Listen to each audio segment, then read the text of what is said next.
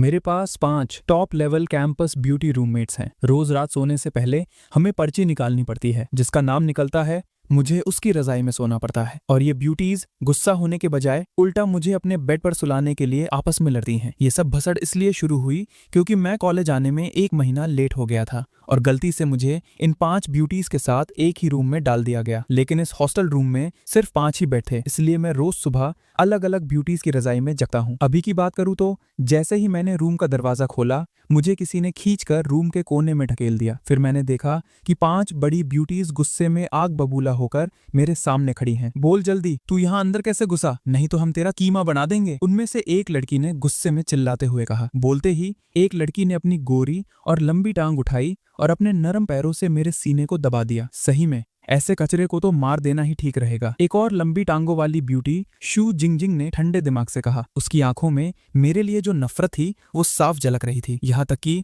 उसकी आंखों में खून करने का इरादा भी था। ये बड़ी मजेदार सिचुएशन थी, लेकिन अगर सच में मार दिया तो खेल खत्म हो जाएगा। मैं अभी कुछ समझ पाता तभी एक जोड़ा सफेद बॉल मेरी नजरों के सामने आ गया। एक छोटे बालों वाली ब्यूटी मेरे सामने बैठी थी। उसका फिगर एकदम आग लगाने वाला था। उसके कर्व्स इतने मस्त थे कि एक बार देखकर ही मेरी दिल की धड़कन तेज हो गई। अरे ये तो बेहोश हो गया। लिंगलिंग, लगता है तूने इसकी हवा टाइट कर दी। एक और प्यारी सी आवाज आई, लेकिन सामने का नजारा इतना खतरनाक था कि मैं आवाज किसकी थी ये देख भी नहीं पाया और मैं बेहोश हो गया। जब मुझे वापस होश आया तो रूम एकदम खाली था। मेरी हालत रोने वाली हो रही थी। बस 1 महीना लेट ही तो एडमिशन लिया था, मुझे ऐसी सजा क्यों मिल रही है? जैसे ही मैं रोने वाला था, उन लड़कियों की आवाज कॉरिडोर में पास आती हुई सुनाई दी। अभी जो भसड़ हुई थी उसको याद करके मैंने तुरंत डिसाइड किया कि मैं बेहोश होने का नाटक करता रहूंगा। जब वो लड़कियां रूम में आई तो बड़ी ब्यूटी टैंग नाना ने सबसे पहले कहा, ये लड़का कहीं अभी भी बेहोश होने का नाटक तो नहीं कर रहा? शॉर्ट स्कर्ट वाली ब्यूटी बाई तियन मेरे पास आई और हल्के से मुझे एक लात मारी। ओए उठ जा, ये मत सोच कि हमें समझ नहीं आ रहा। मैं अंदर ही अंदर डर गया, पर मैंने अपनी आंखें बंद रखी। तभी छोटे बालों वाली ब्यूटी लिंगलिंग नीचे झुकी, अपना चेहरा मेरे एकदम पास लाई और हल्के से बोली, बच्चे अगर और नाटक किया तो अंजाम बुरा होगा। उसकी सांसें मेरे चेहरे पर पड़ रही थी। मैं कांपने से खुद को रोक नहीं पाया। नहीं तो मैं इसका काम तमाम कर देती हूँ। ठंडी ब्यूटी शू जिंगजिंग ने ठंडे दिमाग से कहा। मैंने चुपके से एक आंख खोलकर देखा और फटाफट उठकर बैठ गया। ठीक है, मैं जग गया हूँ। मुझे नहीं पता तुम लोगों ने क्या झोल किया है, पर मैं यहाँ से नहीं जाऊंगा। ये रूम मुझे कॉलेज नहीं दिया है। मैंने जल्दी सब समझाया। मैं 1 महीना लेट एडमिशन लिया हूँ। शायद कॉलेज वालों से गलती हो गई होगी, लेकिन हॉस्टल वाली आंटी ने फाइनल चेक करके बताया था कि मेरा रूम यही है। मैंने हॉस्टल की पूरी फीस दी है। मैं सच में जानबूझकर यहाँ नहीं आया हूँ। मेरी बातें सुनकर उन 5 ब्यूटीज ने एक दूसरे की शक्ल देखी। असल में वो लोग पहले ही कॉलेज मैनेजमेंट से चेक कर चुकी थी कि मामला सच में ऐसा ही था, पर उन 5 को एक लड़के के साथ रूम शेयर करना बिल्कुल मंजूर नहीं था। इसलिए उन्होंने मेरी हवा टाइट करने का प्लान बनाया था। इसके बाद उन 5 ने मिलकर मुझे एकदम टाइट बांध दिया और मेरे मुंह पर टेप भी चिपका दी। अब थोड़ा ठीक लग रहा है। बड़ी ब्यूटी टैंग नाना ने अपने काम को देखा और फुल टशन में अपना सिर हिलाया। उसके सीने के वो 2 बड़े बॉम्ब भी उसके हिलने के साथ ऊपर नीचे हिले। चलो, आखिरकार शांति मिली। शॉर्ट स्कर्ट वाली ब्यूटी बाई टीएन ने अंगड़ाई ली। उसकी पतली कमर एकदम एनर्जेटिक और मस्त लग रही थी। क्या ये सच में ठीक रहेगा? ठंडी ब्यूटी शू जिंगजिंग ने अपनी दोनों गोरी और लंबी टांगों को एक साथ जोड़ा। उसके चेहरे पर अभी भी इरिटेशन साफ झलक रही थी। अरे ठीक है जिंगजिंग, इसको त्योहार वाले दिन जिभा कर देंगे, अभी टाइम है। छोटे बालों वाली ब्यूटी लिंगलिंग ने मजे लेते हुए कहा। सिर्फ एक प्यारी सी ब्यूटी सू याओ याओ ऐसी थी जिसने शुरू से एंड तक कोई भी खतरनाक वाइब नहीं दी। वो बस मुस्कुराते हुए मुझे घूर रही थी। मेरी नजरें अपने आप उसके चेहरे को स्कैन करने लगी। हालांकि टैंग नाना के उन 2 पहाड़ों ने उसकी आधी शक्ल छुपा ली थी, लेकिन उनके बीच से मैं देख सकता था कि उसकी आंखों में थोड़ी शर्म साफ झलक रही थी। वो आज तो किसके साथ सोने वाला है? ये बात सुनते ही मेरा दिमाग एकदम से सुन्न पड़ गया और फटने को हो गया। ये पक्का कोई टेस्ट था। मुझे इस भसड़ में संभलना ही पड़ेगा, नहीं तो आज पक्का सड़क पर सोना पड़ेगा। कमीने, तू पक्का दिमाग में कुछ घटिया सोच रहा है ना? शू जिंगजिंग ने चिल्लाते हुए कहा। उसकी घूरती हुई आंखें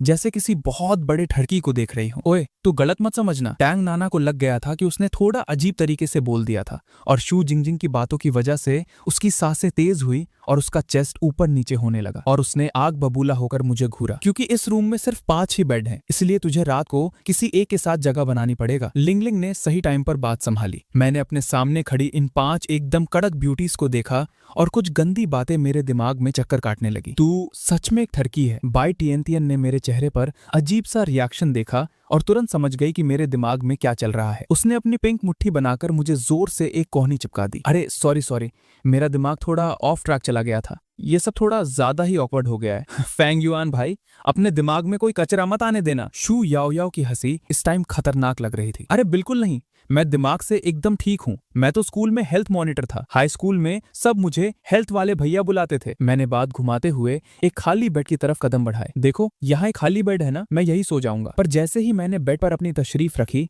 बेड का लकड़ा अचानक से टूटकर अंदर घुस गया। मेरी तो एकदम जोकर जैसी हालत हो गई और मैं उस टूटे बेड में बुरी तरह फंस गया। इसलिए ही तो मैंने कहा था कि यहाँ टोटल 5 ही बेड हैं। लिंगलिंग ने था खार कर अपने हाथ फैला दिए। तू तो एकदम चलती फिरती आफत है। बाय टियन हंसते हंसते सांस नहीं ले पा रही थी। बाकी सबने भी मेरा जमकर मजाक उड़ाया। यहाँ तक कि बर्फ जैसी ठंडी शू जिंगजिंग के चेहरे पर भी एक छोटी सी स्माइल आ गई। वो मुझे पता है मेरी हालत पे हंसी आ रही है, पर क्या तुम लोग मुझे बाहर निकाली? मैं सच में फंस गया हूँ। मेरी तो हवा टाइट हो गई हंस हंस के। रुको, मुझे थोड़ा और हंसने दो। बाई तियन की आंखों में हंसते हंसते आंसू आ गए। कोई मेरी रस्सी ही खोल दो यार, मैंने दुखी मन से बोला। हालांकि मेरे मुंह का टेप तो उन्होंने निकाल दिया था, पर मैं अभी भी बंधा हुआ था। इस टूटे बेड से खुद बाहर आना मेरे बस का काम नहीं था। जब उन ब्यूटीज की हंसी कंट्रोल में आई तो उन्होंने मुझे उस बेड से खींचकर बाहर निकाला। क्या ये बॉन्डेज वाला खेल जरूरी है? बेड से बाहर आने के बाद भी मैं बुरी तरह से रस्सी से बंधा था। कैसा बांधने वाला खेल? ये हम अपनी सेफ्टी के लिए कर रही हैं। टैंग नाना ने एकदम सीरियस चेहरा बनाकर कहा। तो पहले शू जिंगजिंग से कहो कि अपनी विप नीचे रखे। मैंने धीरे से याद दिलाया। जिंगजिंग नीचे रख दो, नीचे रख दे उसको। टैंग नाना ने उसे समझाया। इस बार इस कचरे को छोड़ देते हैं, हमें इसको नए साल पर ठीक करना था ना, शू जिंगजिंग ने बर्फीली आवाज में कहा और मुझे ईयू वाले लुक से घूरा। लेकिन ना चाहते हुए भी उसने अपनी विप नीचे रख दी। ऐसा लग रहा था कि वो थोड़ी मायूस हो गई। अब क्या करें? क्या इसे सच में हमारे साथ बेड शेयर करना पड़ेगा? बाई तियन ने अपने क्यूट से गाल फुलाते हुए पूछा। वो पांचों मेरे चारों तरफ घेरा बनाकर खड़ी हो गई और आपस में भसर करने लगी। क्या इसको जमीन पर नहीं सुला सकते? इसको टॉयलेट में फेंक देते हैं, इसको काट डालो, इसको भेज दो हॉस्टल वाली आंटी के पास। वो सब चिड़िया की तरह आपस में बोलने लगी और मैं बीच में बैठा ये सब सुनकर डर के मारे फट रहा था। मेरा दिल इतनी जोर से धड़क रहा था जैसे सीने से बाहर आएगा। वो ऐसे प्लान बना रही थी जैसे मुझे जिंदा चबा जाएंगी। एक काम करते हैं, हम पर्ची निकालकर डिसाइड करते हैं। ही लिंगलिंग ने थोड़ा दिमाग वाला प्लान दिया। सब एक दूसरे की शक्ल देखने लगी। उन्हें भी लगा कि ये तरीका ठीक रहेगा। फिर ही लिंगलिंग ने 5 पेपर की स्लिप्स लाई। उन पर सबने अपने अपने नाम लिखे और उन स्लिप्स को एक छोटे से डब्बे में डाल दिया। तू निकाल, तांग नाना ने मेरी तरफ उंगली करके कहा। मैंने डरते डरते अपना हाथ डब्बे के अंदर डाला। सू याओ याओ प्लीज, भगवान प्लीज, ऊपर वाले। बाकी इन 4 खतरनाक खूंखार चुड़ालों के आगे इनके मुकाबले सू याओ याओ एक फरिश्ते की तरह थी। मैंने अपने दिल में सू याओ याओ का नाम जपना शुरू किया और पूरी शिद्दत से प्रेयर की। इस भयंकर सिचुएशन में उसकी ये प्यारी और शांत नेचर ही मेरी आखिरी बचने की उम्मीद थी। जैसे ही मैंने स्लिप बाहर निकाली और उसे खोला तो उस पर लिखा हुआ था बाई तियन। ये नाम। अबे क्या मजाक है? मेरा दिमाग एकदम सुन पड़ गया। मैंने अपना सिर उठाकर बाई तियन की तरफ देखा। मेरा नाम कैसे आ गया? मैं वापस निकालूंगी। बाई तियन ने अपनी आंखें फाड़ी और बिना मन के रोते हुए चिल्लाई। अब हो गया जो होना था। तांग नाना चल के आई। उसने बाई तियन की पीठ थपथपाई और उसे शांत करवाया। इसी बीच ही लिंगलिंग ने चुपके से वो स्लिप वाला बॉक्स अंदर रख लिया और मेरी तरफ एक अजीब सा स्माइल करते हुए देखा। अगर मुझे दिखा कि तूने टियान को तंग किया है। शू जिंगजिंग की नजरें अब और भी ज्यादा नफरत से भर गई थी। उसने मुझे सर्दी भरी नजरों से देखा जैसे कि मैं कोई खतरनाक वायरस हूँ। सू याओ याओ ने बस एक स्माइल के साथ मेरी तरफ देखकर अपना सिर हिलाया और कुछ फालतू नहीं बोली। अब जो किस्मत में लिखा था, मैंने शर्म के मारे अपना सिर खुजलाया और एक झूठी हंसी के साथ टियान से बोला, टियान आज रात थोड़ा ध्यान रखना मेरा। काहे का ध्यान रखना? बाई तियन ने गुस्से में अपने हाथ कमर पे रखकर बोला और मेरे पैर पर एक जोर की लात मारी और गुस्से से मुंह फुलाए अपने बेड पर चढ़ गई और रजाई से खुद को पैक कर लिया। मैंने अपने इन बंधे हुए हाथों को देखा और आह भरी। मैं फुदकता हुआ सू याओ याओ के सामने गया और धीरे से पूछा, याओ याओ क्या तुम मेरी रस्सी थोड़ी ढीली कर सकती हो? अरे ऐसा थोड़ी होता है। सू याओ याओ ने मुस्कुराते हुए अपना सिर ना में हिलाया। हमें तुझे इस तरह पैक करने में पूरा आधा घंटा लगा था। अरे प्लीज। मैंने अपना सबसे इनोसेंट चेहरा बनाया। देखो मुझे अपना थोड़ा सामान भी तो लगाना है। काम होते ही मैं वापस खुद को रस्सी से बांध लूंगा, पक्का। चलो ठीक है, अभी के लिए थोड़ा लूज कर देती हूँ। आखिरकार सू याओ याओ मान गई, लेकिन एक कंडीशन रखते हुए बोली, अपनी बात याद रखना। मैंने चैन की सांस ली और उसकी तरफ पीट करके सीधा खड़ा हो गया ताकि सू याओ याओ मेरी रस्सी खोल दे। लेकिन मेरी नजरें गलती से शू जिंगजिंग की नफरत भरी आंखों से टकरा गई। उसने मुझे घूरा। मैंने शर्म के मारे अपना सिर घुमा लिया जैसे मैंने उसे देखा ही नहीं। सू याओ याओ ने हल्के हाथों से मेरी कलाई को पकड़ा। वो बहुत आराम से खोल रही थी। जब उसकी सॉफ्ट और नर्म उंगलियों का टच फील हुआ, मेरा दिल एक सेकंड के लिए रुक गया। हे भगवान, मैंने कभी सपने में भी नहीं सोचा था कॉलेज के पहले दिन दिन मुझे किसी लड़की को टच करने का मौका मिलेगा। हालांकि ये सिचुएशन थोड़ी अजीब सी थी, वो भी इस फटी हुई हालत में। पर सच में लड़कियों के हाथ बहुत ही नरम होते हैं। अरे तेरा हाथ इतना गर्म क्यों है? सू याओयाओ ने अचानक से पूछा। उसकी आवाज में फिक्र साफ सुनाई दे रही थी। नहीं, कुछ नहीं हुआ, मैंने हकलाते हुए जवाब दिया। मैं मर्द हूं ना, मेरे अंदर एनर्जी ज्यादा होती है, ये सब नॉर्मल है। थोड़ी देर में सू याओयाओ ने मेरी सारी रस्सी खोल दी थी। मैंने राहत की सांस छोड़ी। मेरी बॉडी एकदम हल्की फील हो रही थी। बहुत तंग किया मैंने तुझे याओयाओ। अरे इसमें थैंक्स कैसा? सू याओयाओ ने प्यारी आवाज में कहा। लेकिन एक पल के लिए उसकी नजरें मुझसे मिली तो वो अचानक से शर्मा के अपना सिर नीचे कर ली। मैं एक पल के लिए फ्रीज हो गया। मुझे अजीब सी एक फीलिंग आई जैसे पहले उसे कहीं देखा हो, लेकिन मैंने उस बारे में ज्यादा भसड़ नहीं पाली। धीरे धीरे टाइम बीता गया। पूरी दोपहर काम करने के बाद मैंने अपने सारे कपड़े और सामान जगह पर रख दिए। जब मैंने नजरें ऊपर की तो गलती से कपड़े सुखाने वाले स्टैंड पर पड़े कुछ कपड़ों पे मेरी नजर पड़ गई, और वो अलग अलग डिजाइन वाले अंडरगारमेंट्स थे। वो सबसे बड़ा ब्लैक लेस वाला पक्का टंग नाना का होगा। सही बात है, सिर्फ वही इस साइज को झेल सकती है। पर ये डिजाइन थोड़ा ज्यादा ही हटके नहीं है? कौन पहनता है ऐसी चीजें यार? मैं मन ही मन सोच ही रहा था और मेरी नजर थोड़ी देर वही अटकी रह गई। अचानक मुझे अपने पीछे एक भयंकर मौत जैसी फीलिंग आई। मैंने जैसे ही गर्दन पीछे घुमाई तो सामने सू जिंगजिंग की बर्फ जैसी शक्ल खड़ी थी। मैं कुछ भी बहाना बनाता उससे पहले ही मेरी कमर पर एक लोहे जैसा मुका पड़ गया। अटैक! मेरी रोने की आवाज पूरी बैल्कनी में गूंज गई। रूम में वापस आने के बाद मुझे साफ फील हो रहा था कि सू जिंगजिंग अब मुझे पक्का जान से मार देगी। अपने बेड पर बैठकर मैं काफी डीप सोच में पड़ गया। अगर ऐसे ही चलता रहा तो ये एक न एक दिन तो मुझे सच में ज़िबह कर ही देगी। रात गहरी हो गई थी। मैं अपने बेड पर बैठा हुआ था, थोड़ा डरते हुए। मैंने अपना मुंह सू याओयाओ की तरफ घुमाया। वो याओयाओ बुक रीड करते हुए सू याओयाओ ने अपना सिर ऊपर किया। क्या हुआ? क्या मैं वापस रस्सी बांध दूं? नहीं नहीं नहीं, मैंने एकदम फट से मना किया। बात वो नहीं है तो क्या तू खुद अपने आप को बांधेगा? सू याओयाओ ने एकदम सीरियस चेहरा बनाकर पूछा। अरे नहीं यार, मैंने सर पे हाथ मार लिया। मैं तो सिर्फ ये पूछना चाहता था कि ये सब लोग मेरी लेने पर क्यों तुली हुई हैं? ये अजीब सा सवाल है। सू याओयाओ ने एक प्यारी सी स्माइल दी। क्योंकि आखिरकार तू एक लड़का है और हमारी रूम में रह रहा है तो थोड़ी बहुत टेंशन तो होगी ही ना सबको। पर भाई, मैंने ऐसा कौन सा गलत काम कर दिया? मैंने चिढ़कर हल्के से बोला। नाना की छाती पे गिर के बेहोश होने का नाटक करना और हमारे अंडरगारमेंट्स को ताड़ना। सू याओयाओ ने मुस्कुराते हुए मेरी हरकतें गिनाई। पर सच बताऊं तो मुझे फेंग युआन बिल्कुल बुरा नहीं लगता। मैं एक सेकंड के लिए सुन्न रह गया। सच्ची में? सच में? हाँ। सू याओयाओ ने हल्के से अपना सिर हाँ में हिलाया। ये तो कॉलेज वालों ने करा है ना, इसका कोई कुछ नहीं कर सकता। मैं नहीं चाहती कि तू बीच सड़क पर रात बिताए। उसकी ये बात सुनकर मेरे दिल में एक अजीब सी गर्मी और खुशी दौड़ आई। मेरी दिन भर की सारी थकन एक झटके में खत्म हो गई। कितना बुरा होता तेरा हाल। ये सुनकर भाई मेरे तो जैसे आंसू ही निकल आने वाले थे। याओयाओ, क्या मैं आज रात तुम्हारे साथ सो सकता हूँ? मैंने टेस्ट करते हुए उससे पूछा। तू सपने देखना बंद कर दे। सू याओयाओ ने सिर हिलाया और एकदम सख्त आवाज में बोली, तू चुपचाप टियान टियन के साथ ही सोएगा, समझा? लेकिन बाई तियन तियन का मुझे अपने बेड पर आने देने का कोई इरादा नहीं लग रहा था। देखो उसे, वो अभी भी खुद को रजाई में एक समोसे की तरह पैक करके बैठी थी और अपना पूरा एरिया ब्लॉक कर रखा था। वो सच में मुझसे चिढ़ती थी और मेरे साथ अपना बेड शेयर नहीं करना चाहती थी। हाँ, मुझे भी तेरे साथ नहीं सोना। बाई तियन तियन ने अपना मुंह फुलाकर गुस्से में कहा। मुझे अचानक लगा जैसे अभी जो थोड़ी सी राहत मिली थी वो एकदम गायब हो गई। मेरे दिल पर किसी ने जोर से छुरा घोंप दिया था। अरे यार, अब जो भी हो, ये पर्ची तूने खुद निकाली है, अब तो भुगत। सू याओयाओ ने आ भरते हुए कहा। तू जाकर पहले नहा ले। हमारी टियान तियान को साफ सफाई बहुत पसंद है। तेरी इस बदबूदार हालत में वो तुझे बेड पर कैसे आने देगी? मुझे उसकी बात एकदम सही लगी, इसलिए मैंने डिसाइड किया कि मैं एक बार और नहा लेता हूँ। मैं अपने कपड़े पकड़कर बाथरूम के दरवाजे तक गया। जैसे ही मैंने दरवाजा खोला, मेरी नजरें सीधा टैंग नाना की आंखों से जा टकराई। फिर से एक ऐसी अजीब और सांस रोक देने वाली टाइमिंग।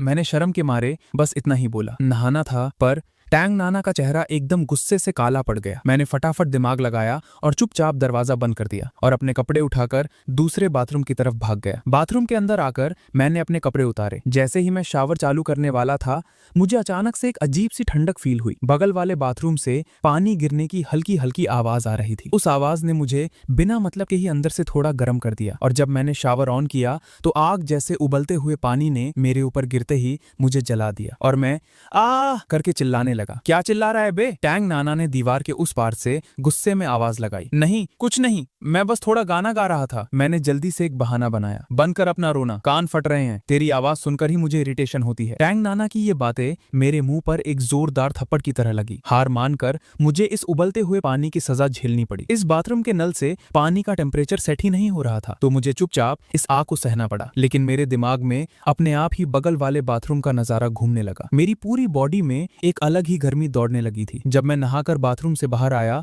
तो मेरी टक्कर सीधा टैंग नाना से हो गई। उसे देखते ही मेरी आंखें जैसे वही अटक गई। मैंने जल्दी से अपना थूक निगला, पीठ घुमाई और अपने कपड़े वॉशिंग मशीन में ठूसने लगा। ओए हेलो, तू ये यूज नहीं कर सकता, मेरे बगल से एक आवाज आई। मैंने पीछे घूमकर देखा तो वहां हे लिंगलिंग थी। वो अपनी उंगली से मेरे सीने पर पो कर रही थी और उसने गुस्से से तेवर बदल रखे थे। क्यों भाई, मैंने कंफ्यूज होकर पूछा, जबकि मैं पूरी कोशिश कर रहा था कि मेरी नजरें उसकी बॉडी पर ना जाए। मेरे सामने खड़ी दोनों ब्यूटीवीज का फिगर इतना ज्यादा हॉट था कि किसी का भी कंट्रोल खोना एकदम आम बात थी। मैं नहीं चाहती कि मेरे धुले हुए कपड़ों में किसी लड़के की बदबू आए। हे लिंगलिंग ने एकदम सीरियस होकर कहा, सही बात है, अगर तूने यूज कर लिया तो हम अपने कपड़े कैसे धोएंगी। टैंग नाना ने भी सपोर्ट किया। उसकी आवाज में मेरे लिए फुल ईयू वाली फीलिंग थी। असल में मेरा थोड़ा बहस करने का मन था, पर उन दोनों को देखकर मुझे समझ आ गया था कि इनके आगे मेरी दाल नहीं गलने वाली। इसलिए मैं चुपचाप घुमा और वॉश बेसिन के पास जाकर अपने हाथ से कपड़े धोने लगा। मुझे शांति से काम करते देख उनके चेहरे पर थोड़ी शांति आई। फिर वो दोनों घूमकर अपने रूम में वापस चली गई। सच में यार, लड़के और लड़कियों का एक साथ रहना ये किसी टॉर्चर से कम नहीं है। मैंने एक लंबी सांस छोड़ी। ऐसा लग रहा था जैसे मेरी इज्जत और दिमाग की किसी ने ऐसी तैसी कर दी हो। अचानक एक कोमल सी छोटी लड़की के हाथ ने एक ब्रश उठाया और मेरे सामने कर दिया। ये ले ब्रश, उसने धीमी आवाज में कहा। मैंने सिर उठाकर देखा तो ये बाई तियन तियन थी। उसका क्यूट सा चेहरा अभी भी थोड़ा फुला हुआ था, पर अब वो पहले जितनी गुस्से में नहीं लग रही थी। थैंक्स यार, मैंने ब्रश लेते हुए कहा। मेरे दिल में अचानक से एक सुकून वाली फीलिंग आई। ये नखरे वाली ब्यूटी अभी भी रजाई में पैक थी, बस उसकी मुंडी और चेहरा बाहर था। उसकी चमकती आंखों को देखकर मेरा दिल फिर से फिसल गया। तू थोड़ा सुधरा हुआ लग रहा है, इसलिए आज ये मैडम तुझे अपने साथ सोने की परमिशन देती है, बाई टीएनटीएन ने फुल टशन और ठंडी आवाज में अनाउंस किया। लेकिन तुरंत उसने ऐड किया, पर सुन ले, दिमाग में कोई फालतू कचरा मत लाना, 1% भी कोई गंदा ख्याल नहीं आना चाहिए, समझा। मैंने फटाफट अपना सिर हाँ में हिलाया। हाँ, मैं एकदम शराफत से रहूंगा। यू कमीने, बाई तियन ने अजीब सी शक्ल बनाई। मैं पहले ही क्लियर कर रही हूँ, अगर तूने थोड़ी सी भी उंगली की तो मैं तुझे लात मारकर बेड से नीचे फेंक दूंगी। मैं प्रॉमिस करता हूँ, एकदम चुपचाप सोऊंगा। मैंने डर और इज्जत के साथ जवाब दिया। दिमाग खराब, बाई तियन न जाने क्यों चिल्लाई। उसके बाद वो अपनी रजाई ओढ़कर बेड पर चढ़ गई और वापस एक समोसे जैसी पैक हो गई। तो मैं लाइट बंद कर रही हूँ, टैंग नाना ने धीरे से बताया और लाइट ऑफ कर दी। पूरे रूम में एकदम सन्नाटा छा गया, बस खिड़की से चांदनी की हल्की हल्की रोशनी अंदर आ रही थी। मैं बाई तियन के बेड के पास खड़ा था। थोड़ा डर लग रहा था, पर उससे ज्यादा तो मेरी एक्साइटमेंट आसमान छू रही थी। आखिरकार वो वक्त आ गया, एक टॉप कैंपस ब्यूटी के साथ एक ही बेड पर सोना। भाई, ये किसी हसीन सपने से कम नहीं था। मैंने एक गहरी सांस ली और एक एक स्टेप करके बेड की सीढ़ियां चढ़ने लगा। और बस जैसे ही मैं ऊपर पहुंचने वाला था, बाई तियन ने अपने सफेद सॉक्स वाले नरम पैरों से बिना किसी रहम के सीधा मेरे चेहरे पर लात जड़ दी और मैं सीधा बैम करके जमीन पर आकर गिरा। पागल हो गई है क्या? मैं दर्द से चिल्लाया। मेरे मुंह पर एक भयंकर लात पड़ी थी और मैं सीधा अपने पिछवाड़े के बल जमीन पर गिरा था। तियन, क्या तू मेरे बेड पर आने का स्वागत ऐसे ही करने वाली है? हालांकि पूरा अंधेरा था और मुझे बाई तियन की शक्ल नहीं दिख रही थी, पर उसके अंदर से जो आग निकल रही थी उससे मैं समझ गया कि वो इस वक्त गुस्से से फाटी जा रही है। क्या और भी कोई तैयारी करनी बाकी है? मैंने जमीन से उठते हुए डर डर के पूछा। मैं तो अभी नहा कर आया हूँ, मैं एकदम साफ हूँ। मैं उसकी बात नहीं कर रही बेवकूफ, बाई तियन की आवाज में आग भरी हुई थी। तो क्या मुझे बेड पर आने से पहले कोई वार्म अप एक्सरसाइज वगैरह करनी है क्या? मैंने एकदम मासूम शक्ल बनाकर पूछा। कौन सा वार्म अप गधे? बाई तियन मेरी इस अजीब बेवकूफी से तंग आ चुकी थी। उसकी फ्रस्ट्रेशन अपीक पर थी। उसने मुझे फिर से एक लात मारने के लिए अपना पैर उठाया, पर मेरी इस बेचारी और दुखी शक्ल को देखकर उसने अपना पैर रोक लिया, पर उसकी सांसें अभी भी गुस्से से तेज चल रही थी। तेरी अपनी रजाई कहाँ है गधे? बाई तियन ने अपने गुस्से को कंट्रोल करते हुए पूछा। रजाई? मैं थोड़ा कंफ्यूज हो गया। वो तो सूटकेस में पड़ी है, तो निकाल उसको। क्या तू सच में मेरे साथ एक ही रजाई में घुसने का प्लान बना रहा था? बाई तियन की आवाज गुस्से से और तेज हो गई। मेरा दिमाग अचानक से चमका। अरे हाँ, मैं तो ये भूल ही गया था। मैंने फटाफट अपने बैग से अपनी रजाई निकाली और कंधे पर उठा ली। उसी वक्त रजाई में पैक बाई तियन का चेहरा शर्म के मारे कानों तक लाल हो चुका था। अगर इस ठरकी ने ये बोल दिया होता कि वो रजाई लाया ही नहीं है, तो वो डेफिनेटली बिना कुछ सोचे समझे मुझे एक और जोरदार लात मार देती। असल में बाई तियन के लिए भी किसी लड़के के साथ एक ही बेड शेयर करने का ये पहला मौका था। वो अंदर ही अंदर डर से फट रही थी और उसके इतने नखरे करने के पीछे एक सबसे सॉलिड रीजन था। उसे हमेशा से बिना कपड़ों के सोने की आदत थी। इससे पहले वो इतनी देर तक खुद को रजाई में इसलिए पैक करके बैठी थी ताकि वो ट्राई कर सके कि कपड़े पहनकर सोया कैसे जाता है, पर अब उसकी नींद पूरी तरह उड़ चुकी थी। अब क्या करूं? अब क्या करूं? वो बेड पर आ रहा है। अगर उसमें गलती से मेरी रजाई खींच दी तो क्या होगा? क्या मुझे प्रिकॉशन के लिए उसे एक और लात मार देनी चाहिए थी? बाई तियानतियन की बॉडी रजाई के अंदर डर से कांप रही थी। उसे समझ नहीं आ रहा था कि अब क्या किया जाए। वो इतनी डरी हुई थी कि उसने अपने हाथों को अपनी टांगों के बीच दबा लिया। उसे डर था कि अगर उसने थोड़ा सा भी मूव किया तो मुझे शक हो जाएगा। और मैं क्या कर रहा था? मैं शांति से अपनी रजाई को उठाकर धीरे धीरे बेड पर चढ़ रहा था और पूरी तरह अलर्ट था कि बाई तियानतियन की फ्लाइंग किक कहीं वापस ना आ जाए। तियानतियन, क्या तुझे ठंड लग रही है? अंधेरे में मैंने बाई तियानतियन की रजाई को बुरी तरह कांपते हुए देखा। मुझसे रहा नहीं गया तो मैंने पूछ ही लिया। दिमाग मत खा, अपना मुंह बंद रख। बाई तियानतियन अपनी रजाई के अंदर एकदम से बुरी तरह हिली। उसने अपना सिर फटाफट रजाई के अंदर घुसा लिया। उसका पूरा चेहरा एक उबले हुए टमाटर की तरह लाल हो चुका था। इसकी दिमाग में क्या बसर चल रही है? मैंने मन में सोचा। मैंने डिसाइड किया कि अब मुंह बंद रखना ही बेटर है, वरना फ्री में 2 से 4 लातें और खानी पड़ जाएंगी। मैं आराम से बेड पर लेटा और एकदम चौकन्ना होकर एक आंख से बाई तियानतियन को घूरा। जब मुझे तसल्ली हो गई कि अब वो और लाते नहीं मारेगी तो मैंने भी उसकी तरह रजाई लपेटी और खुद को एक स्प्रिंग रोल की तरह पैक कर लिया। मेरी नजरें चुपके से वापस मेरे साइड में लेटी बाई तियानतियन पर गई। वो मेरी तरफ पीट करके लेटी थी। उसने खुद को एक सॉसेज की तरह पैक कर रखा था। सिर्फ उसकी प्यारी सी मुंडी बाहर थी। बस इस तरह हम दोनों शांति से लेट गए। रूम की हवा में एक अजीब सी ऑकवर्डनेस और भयंकर टेंशन फैली हुई थी। मैं बार बार अपने दिमाग को ऑर्डर दे रहा था कि कोई अजीब बातें ना सोचे, पर कमबख्त मेरे दिल की धड़कन आउट ऑफ कंट्रोल होकर इंजन की तरह भागने लगी। और उसी टाइम बाई तियानतियन रजाई के अंदर डर के मारे पागल हो चुकी थी। एक तरफ उसे ये डर खाए जा रहा था कि कहीं मुझे पता ना चल जाए कि उसने कपड़े नहीं पहने हैं, और दूसरी तरफ उसे लग रहा था कि थोड़ा सा हिलने डुलने पर ही मेरा शक और बढ़ जाएगा। थोड़ी देर बाद बाई तियानतियन से कंट्रोल नहीं हुआ। उसने आहिस्ता से अपना सिर घुमाया, ये चुपके से चेक करने के लिए कि मैं सो चुका हो या नहीं। जैसे ही वो थोड़ा और पास आई, उसकी आंखें सीधा अंधेरे में चमकती हुई मेरी आंखों से जा टकराई। क्या? बाई तियानतियन डर के मारे पीछे हो गई। उसने अपना मुंह वापस अपनी रजाई में घुसा लिया, अपने दोनों हाथों को सीने पर टाइटली दबा लिया। उसका चेहरा आग बबूला हो चुका था और कानों तक जल रहा था। मुझे भी बहुत ज्यादा अजीब फील हो रहा था। मैं तो अभी बस सोने ही वाला था, लेकिन उसकी डर और घबराहट वाली आंखों ने मेरी नींद चुरा ली थी।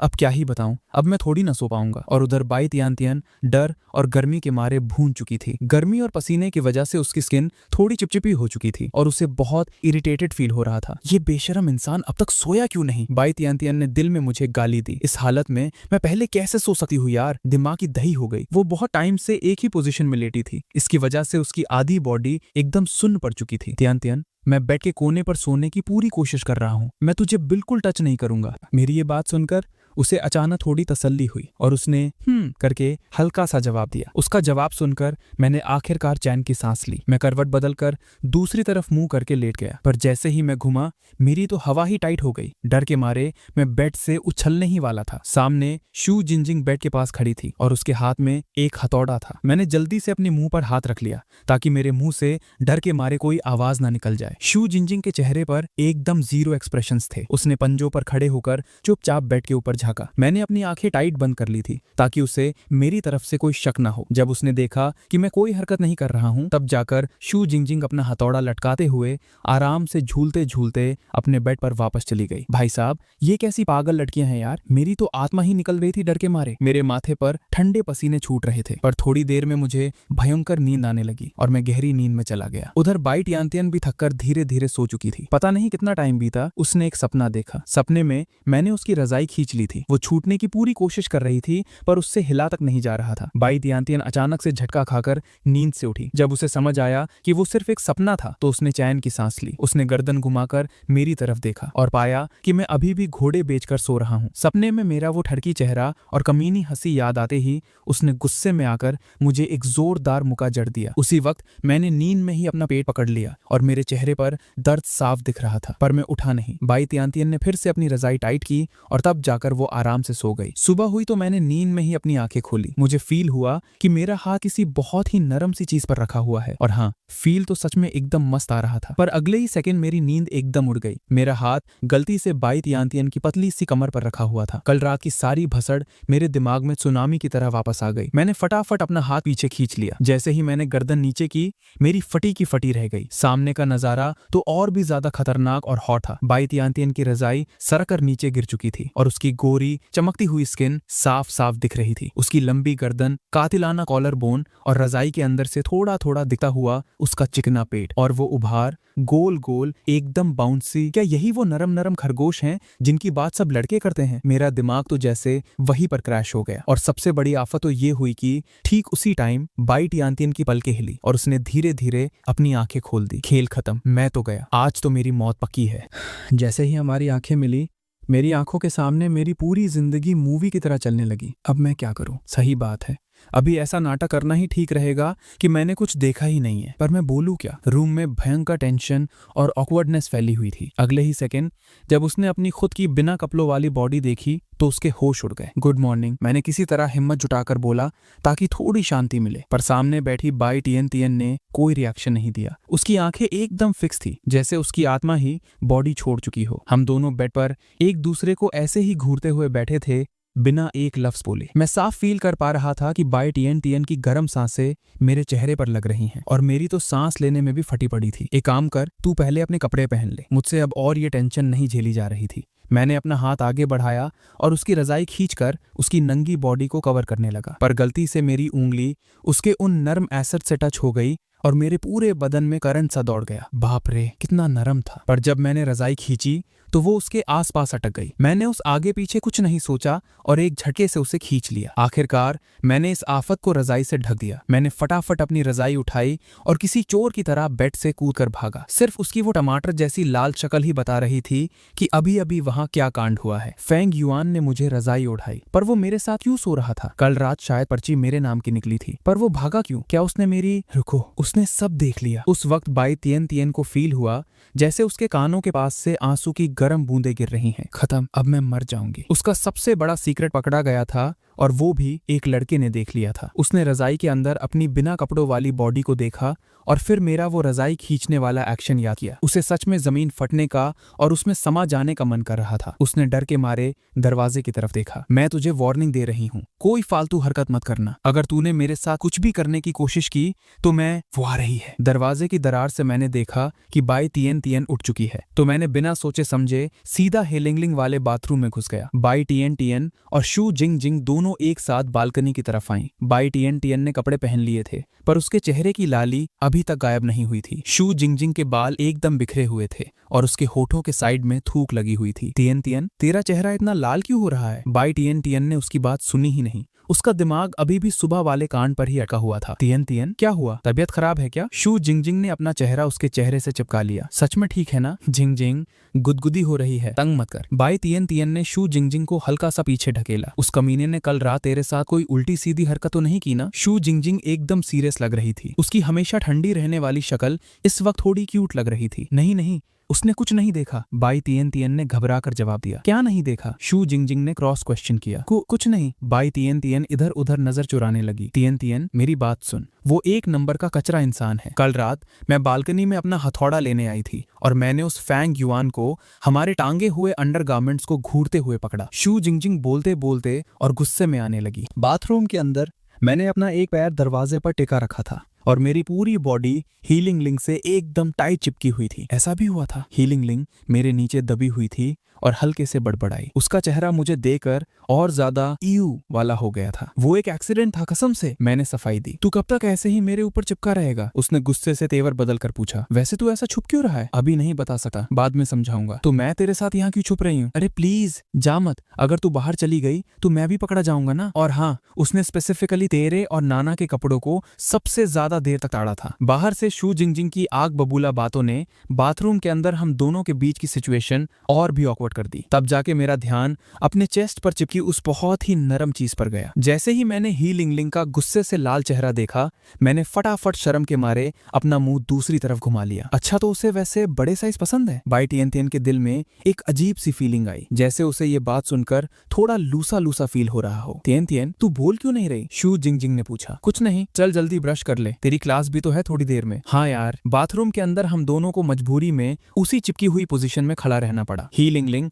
लाइफ में पहली बार किसी लड़के के इतने पास आई थी, और ऊपर से मैं काफी लंबा चौड़ा था और उससे इतना टाइट चिपका हुआ था कि उसे सांस लेने में प्रॉब्लम हो रही थी। उसने अपने दोनों हाथ मेरे सीने पर रखकर मुझे ढकेलने की कोशिश की और अपने दिमाग को शांत करने लगी। मेरी हालत भी कहाँ ठीक थी। आज सुबह सुबह इतना खतरनाक और हॉट नजारा देखा था और अब इस फाड़ू फिगर वाली ही लिंगलिंग के साथ एकदम दब कर खड़ा था। उस पल मेरी हवा टाइट थी और मुझे अंदर ही अंदर बड़ा अजीब फील हो रहा था। बहुत देर बाद जब बाई टिएंटियन और शू जिंगजिंग बालकनी से चले गए, तब जाके हम दोनों ने आखिर कार चैन की सांस ली। हाश, चली गई तो अब छोड़ेगा या नहीं? क्या पूरी जिंदगी ऐसे ही चिपका रहेगा? ही लिंगलिंग ने मुझे आंख दिखाकर घूरा। मैंने जल्दी से उसे पीछे छोड़ दिया। ही लिंगलिंग ने मुझे तीखी नजर से देखा और हम दोनों बाथरूम से बाहर आए। मेरी तो जान ही निकल गई थी। उसने धीरे से खुद से कहा, तूने मुझे डराया था। मुझे लगा तू ठरकी सच में कोई घटिया हरकत करने वाला है। अरे मैं इतना गिरा हुआ भी नहीं हूँ, मैंने जल्दी से अपनी इज्जत बचाने के लिए बोला। फिर तू ये बता कि तूने बाय तिएनतिएन के साथ अंदर क्या किया? ही लिंगलिंग अचानक मुझे एक अजीब सी स्माइल के साथ देखने लगी। अरे कुछ नहीं था, छोटी सी बात ही, बताने लायक कुछ नहीं है। कहीं तूने, वो बोलते बोलते रुक गई। पागल है क्या? एक ही दिन तो हुआ है मिले हुए, और वैसी भसड़ तो नामुमकिन है। मैंने तो कुछ बोला ही नहीं, और वैसे भी मुझे बाय तिएनतिएन की मैटर से कोई फर्क नहीं पड़ता। उल्टा मुझे तो अब तू ज्यादा इंटरेस्टिंग लग रहा है। मुझे अचानक लगा कि इस लड़की की हंसी में बड़ा झोल है। तभी दूसरे बाथरूम से पानी की आवाज आई। सू याओ याओ ने दरवाजा खोला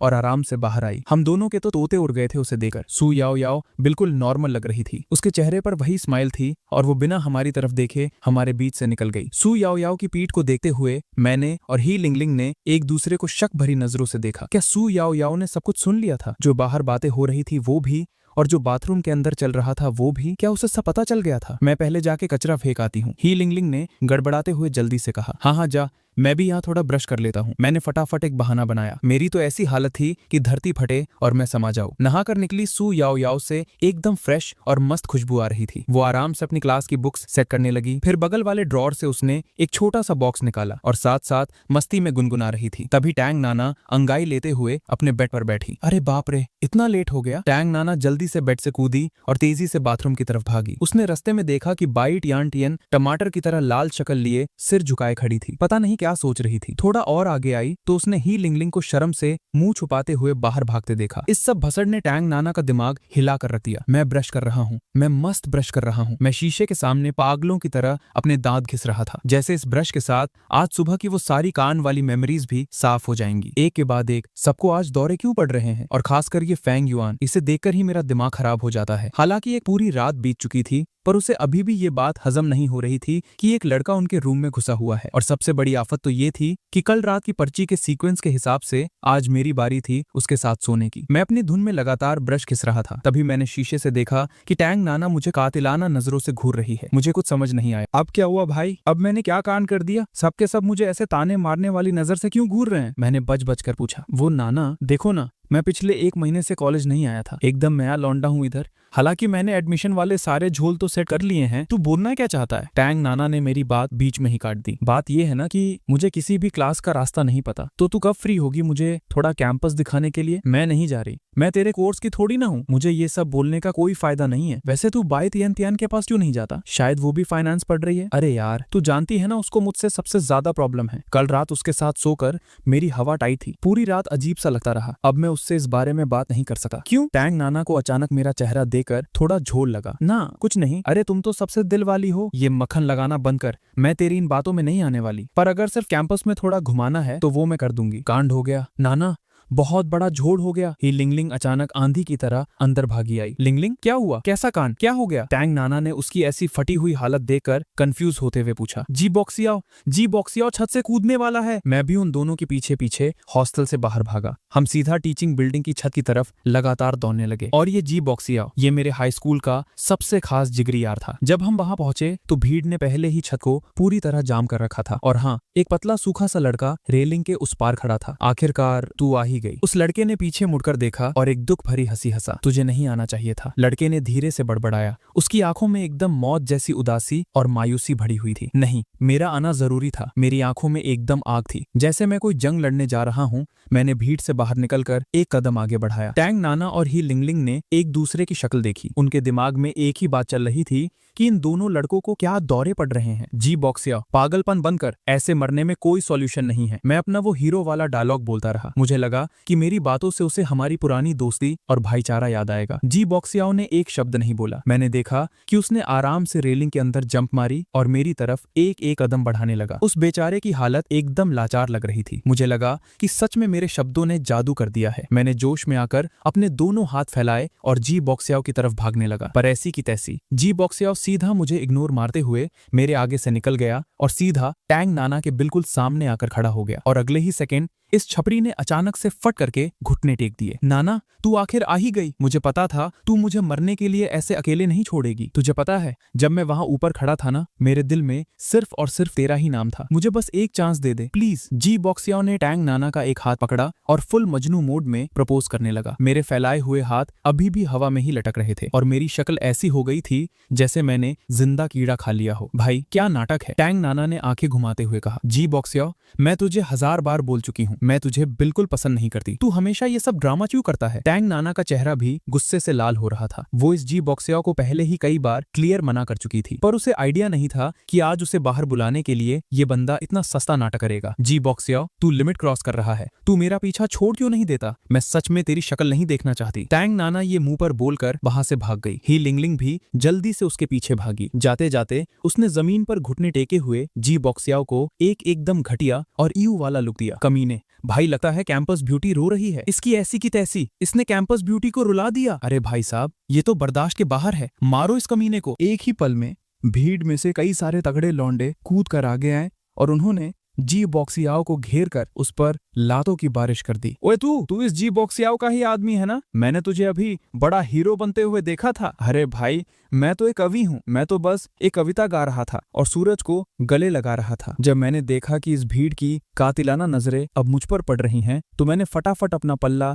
जी बॉक्सियाओ से झाड़ लिया। भाई मुझे बचा ले, मेरी तो मौत आ गई। जी बॉक्सियाओ जमीन पर पड़ा था। उसका मुंह सूजकर बंदर जैसा हो गया था। लोगों ने उसे पीट पीट कर उसकी शक्ल कुत्ते जैसी बना दी थी। फिर भी वो अपना हाथ मेरी तरफ बढ़ाकर मदद मांग रहा था। साले, अब तुझे मैं दिख रहा हूँ? अभी मेरा नाम मत ले कमीने। मैंने दिल ही दिल में उसे गालियां दी और वहां से ऐसी दौड़ लगाई कि पीछे पलट कर नहीं देखा। अरे सब कहाँ चले गए यार? पैम धड़, मैंने एक जोरदार लात मारकर अपने रूम का दरवाजा खोला। पागल हो गया है क्या? बाई तियन तियन एकदम झटका खाकर डरी। जब उसने देखा कि ये तो मैं हूँ, तो उसने गुस्से में आकर मुझे गाली दी। भाई मैं तो सच में बस मरते मरते बचा हूँ।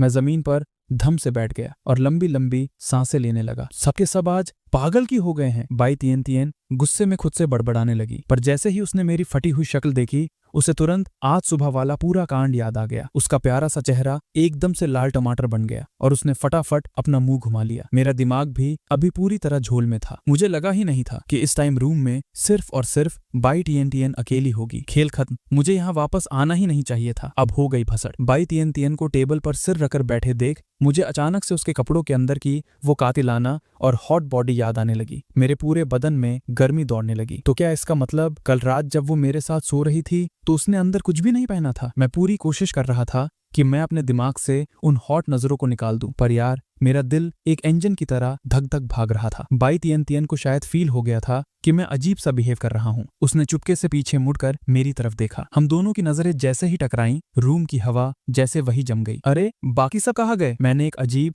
और प्लास्टिक वाली स्माइल देते हुए पूछा। जिंगजिंग और याओ याओ तो क्लास के लिए निकल गए। नाना और लिंगलिंग का मुझे नहीं पता। बाई तियन तियन ने अपना चेहरा अपने हाथों के बीच छुपा लिया था। उसकी आवाज एक मच्छर जितनी धीमी निकल रही थी। उसकी हिम्मत ही नहीं हो रही थी कि वो वापस सिर उठाकर मुझे देखे। अच्छा ऐसा है तो चलो मैं आराम से थोड़ी देर गेम खेल लेता हूँ। मैंने बहुत नॉर्मल बनने की कोशिश की, अपना फोन निकाला और फटाफट उस डेंजर जोन से हटकर बैठ गया। मेरे इस चिल एक्शन को देखकर बाई तियन तियन को अंदर ही अंदर थोड़ा रोना सा आने लगा। ये कैसा इंसान है, खुद चुपके से मेरे कपड़े उतरे हुए देख लिया और अब ऐसे बैठा है जैसे इसने कुछ किया ही नहीं। कहीं ऐसा तो नहीं जैसा जिनजिंग ने कहा था कि इसे सिर्फ नना और लिंगलिंग जैसे बड़े साइज ही पसंद आते हैं? मैं समझ गई, मेरे जैसी नॉर्मल बॉडी को अगर कोई देख भी ले तो किसी लड़के को कोई घंटा फर्क नहीं पड़ता। बाई तियन तियन ने दुखी मन से अपना सिर झुकाकर अपने चेस्ट को देखा। लाइफ में पहली बार उसे टैंग नाना और बाकी सबके आगे अपने फिगर को लेकर थोड़ी शर्म और इन्फीरियोरिटी फील हो रही थी।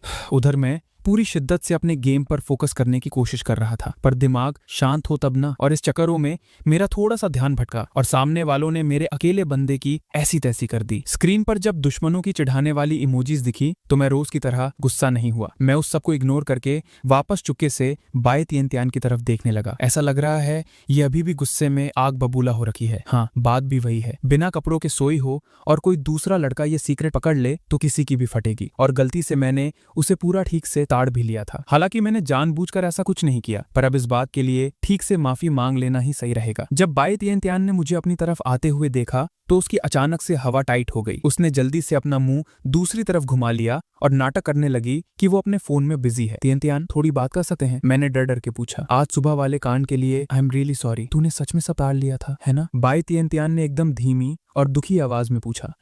हाँ। भाई, कितनी बड़ी बेइज्जती है। ये लड़का एक नंबर का कमीना है। मुझे कल रात इस बेचारे पर बिल्कुल तरस नहीं खाना चाहिए था। मैं कसम खाता हूँ, मैं ये बात किसी को नहीं बताऊंगा। तेरी बिना कपड़ों के सोने वाली बात अपने तक ही रखूंगा। गधे, ऐसे बेशर्मों की तरह ये बात मेरे मुंह पर क्यों बोल रहा है? बाय तियन का चेहरा कानों तक एकदम आग की तरह लाल हो गया था। उसने टेबल पर रखा अपना पेन पाउच उठाया और सीधा मेरे मुंह पर दे मारा। वो सच में एक एक्सीडेंट था। असल में उस टाइम मेरी आंखें टोटली बंद थी। अभी भी झूठ बोल रहा है ठरकी इंसान। बाय तियन ने चिल्लाते हुए एक मोटी सी बुक भी मेरी तरफ फेंक कर मारी। मैंने भी हिलने की या उस बुक से बचने की कोशिश नहीं की। मुझे लगा कि शायद ऐसे मुझे मारकर इसका थोड़ा गुस्सा शांत हो जाए। उस टाइम बाय तियन गुस्से से ज्यादा शर्म के मारे फटी पड़ी थी और उसे ये भी याद था कि इस लड़के ने खुद से उसके ऊपर रजाई लपेट दी थी। पर एक और बात थी जो उसे अंदर ही अंदर खाए जा रही थी, और वो ये थी कि इस ठरकी कमीने ने उसे टॉप टू बॉटम एकदम नंगा देख लिया, पर इसने उसके फिगर को लेकर एक लफ्ज तक नहीं बोला। क्या मेरा फिगर सच में इतना ही नॉर्मल और बेकार है क्या? लेकिन अभी के लिए बाय तियन ने गुस्से से फूले हुए गालों के साथ मुझे कातिलाना लुक देना बंद नहीं किया। वो देखो, दोपहर होने वाली है। एक काम करते हैं, मेरी तरफ से मैं तुझे मस्त लंच करवाता हूँ, उसी को मेरी माफी समझ लेना। मुझे तेरा लंच नहीं चाहिए। और तू क्या समझ रहा है, मेरे साथ एक बेड पर सोने की कीमत बस एक प्लेट सस्ता खाना है? अरे यार, मेरे कहने का वो मतलब नहीं था। थोड़ी देर बाद मैं और बाय तियन कॉलेज के कैंटीन में एक दूसरे के आमने सामने बैठे थे। हम दोनों ही अपना सिर नीचे किए खाने को घूर रहे थे और एक दूसरे से आंख मिलाने की हिम्मत नहीं थी। आसपास बैठे हुए बाकी लौंडे लपाड़ियों की नजरें बार बार हम पर पड़ रही थी और वो फुसफुसाकर बातें कर रहे थे। मेरी तो पूरी पीठ पर कांटे जैसी चुभन फील हो रही थी। आखिर भाई, इस टाइम मैं पूरे कॉलेज की टॉप कैंपस ब्यूटी के साथ लंच कर रहा था। वो तियन खाना ठंडा हो जाएगा, थोड़ा शुरू तो करो। मैंने थोड़ी शांति तोड़ते हुए उससे पूछा। बाय तियन ने धीरे से कहा। उसने चॉपस्टिक्स उठाई पर सिर्फ अकेले चावल के दानों से खिलने लगी। मैंने चुपके से नजरें उठाकर बाय तियन को देखा। वो छोटे छोटे टुकड़े चबा रही थी और उसके गाल क्यूट तरीके से फूले हुए थे। सच बताऊं, वो एकदम मक्खन और प्यारी लग रही थी। चलो भाई,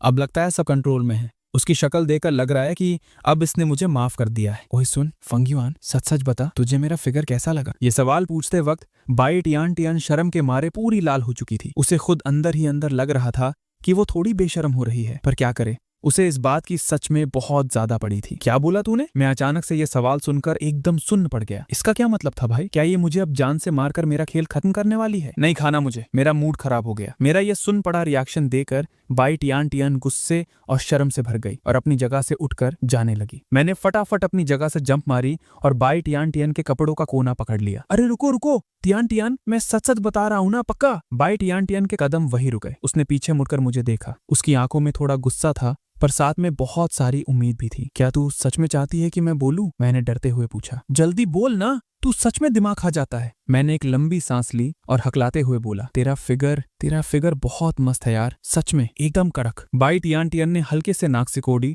और हाँ किया। तू कितने मरे हुए मन से बोल रहा है, साफ दिख रहा है कि तू बस मुझे टाल रहा है। मैं टेंशन के मारे अपना सिर खुजलाने लगा। नहीं, मैं कसम खाता हूं, मैं टाल नहीं रहा। तेरी बॉडी के प्रोपोर्शंस एकदम परफेक्ट हैं। जहां कर्व्स होने चाहिए वहां एकदम सही कर्व्स हैं। और तेरी स्किन भी तो इतनी गोरी और चमकती हुई है। ये सुनकर बाय तियन का चेहरा एक सेकंड में टमाटर की तरह लाल हो गया। बस कर, और मत बोल कमीने। उसकी शक्ल पे शर्म थी पर अंदर ही अंदर वो हवा में उड़ रही थी। उसे फील हुआ कि ये लड़का बोलने में थोड़ा अनाड़ी जरूर है, पर इसकी पसंद एकदम क्लास है। ठीक है, अब चुपचाप खाना खा। तो अब तू गुस्सा नहीं है? मेरी आंखों में अचानक से चमक आ गई। हाँ, पर सुन ले, आज सुबह जो हुआ वो तू दोबारा कभी नहीं बोलेगा, और अगर तूने गलती से भी किसी को बताया ना तो मैं तुझे लात मार मार कर जान से मार दूंगी। हाँ, एकदम पक्का। मैंने फटाफट हामी भरी। और हाँ, सू जिंगजिंग और तांग नाना को तो गलती से भी मत बताना। ठीक है मेरी माँ, दिमाग में छाप लिया मैंने, कसम से। थोड़ी देर बाद हम दोनों ने खाना खत्म किया और कैंटीन से बाहर आ गए। मैं और बाई टियान टियन एक साथ चल रहे थे। टियान, एक काम कर, तू पहले रूम में चली जा। क्यों, क्या हुआ? अगर हम दोनों साथ में वापस गए